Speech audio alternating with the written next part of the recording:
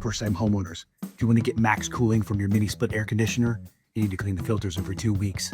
Oh, also, your mini-split air conditioner has filters.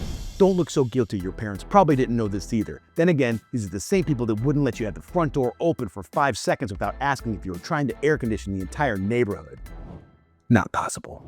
If your home uses mini-split or ductless air conditioners instead of central air, over time, dirt, dust, and debris can build up in the filters, making your unit work harder, reducing its efficiency, and shortening its lifespan. Keeping cool means keeping your filters clean. Here's how.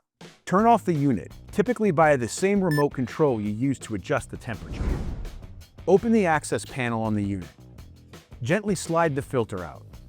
Clean off dust with a vacuum attachment.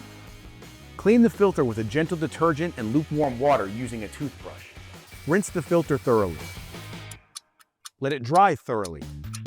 Reinstall the filter in the unit. Turn the unit back on and luxuriate in the modern miracle that is conditioned air.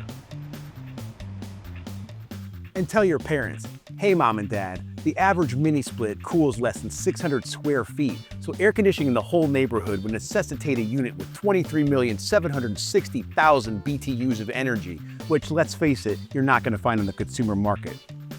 Or were you just being passive-aggressive?